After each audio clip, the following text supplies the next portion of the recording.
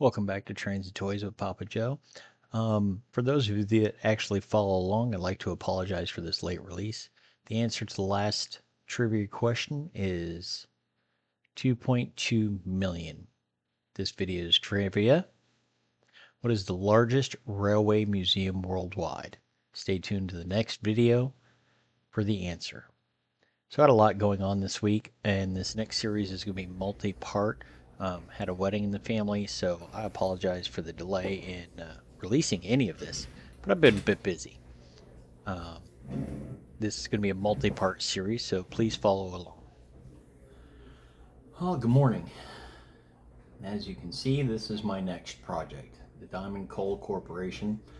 My daughter actually got this for me for Christmas about 4 years ago.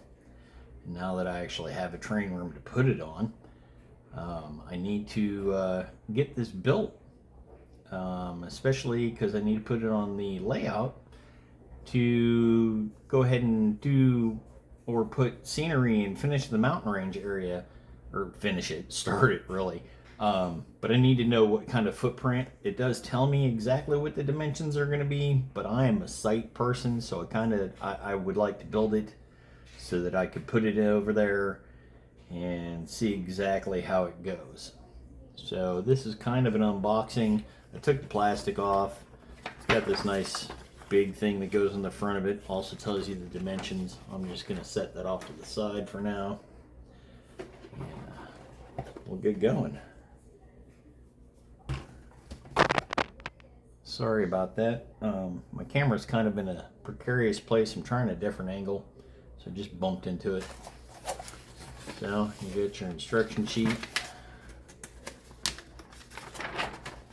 Doesn't look too complicated.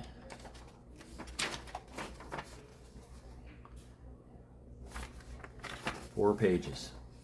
I am going to read all of this before I even start building it.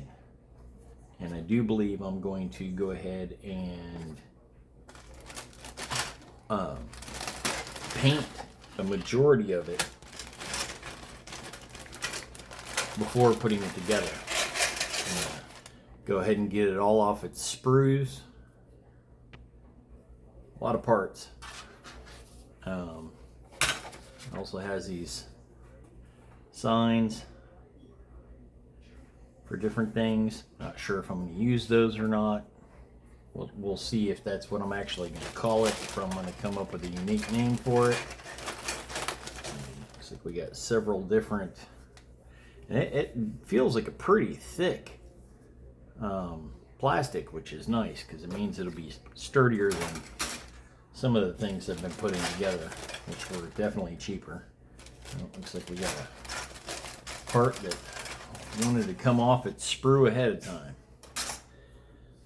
Looks like we got a little peaked roof pieces, some walls.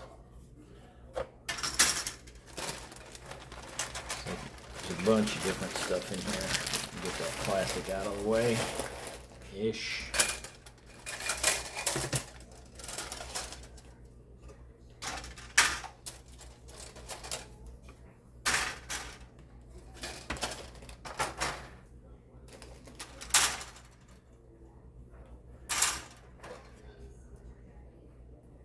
So I will probably release multiple videos on this.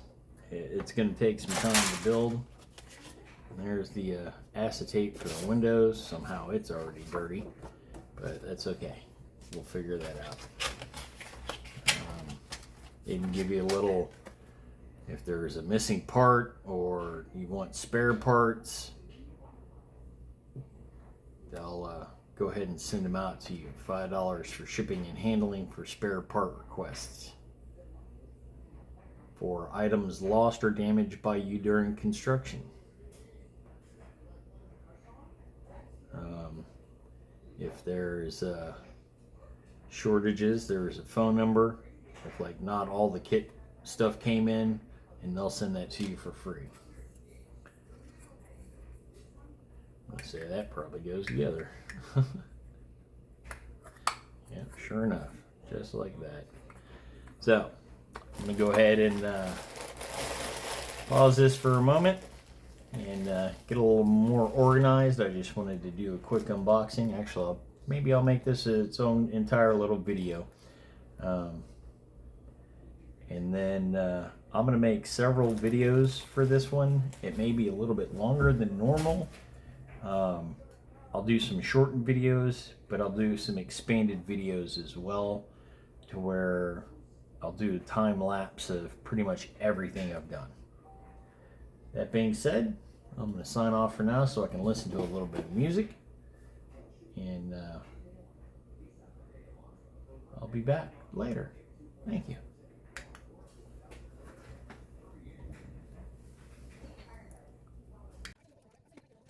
Okay, so sorry about the camera. Had some technical issues this week. Like I said, lots going on.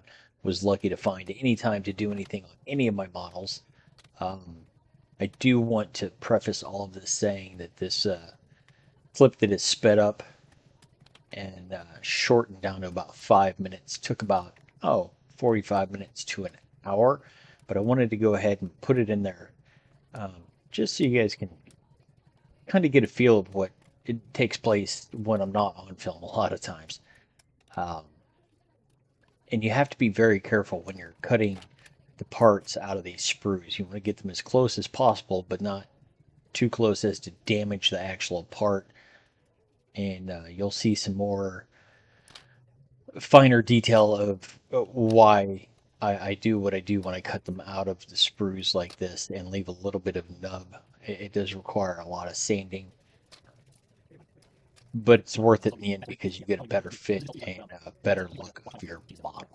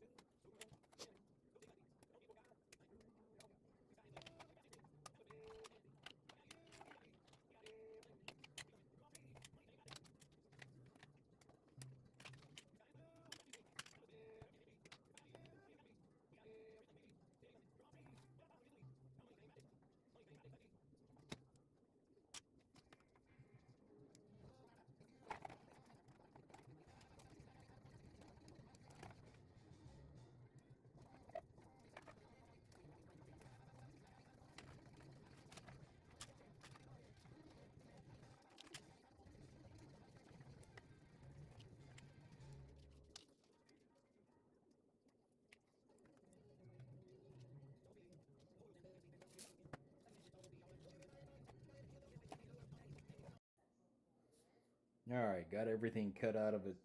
There's sprues. I will now sort through everything. And here, let me bring something up close to the camera so you can see what I'm talking about here. There we go. So on the edges, you can see there's little pieces left over. So I have various sanding materials. I have some emery boards, different grits. I have wet dry sandpaper, and a lot of it. There's a bunch here in my drawer. So I go up to 5,000 grit, which you can do wet or dry. It'll polish acetate. So that's a good thing if I ever get a bunch of scratches.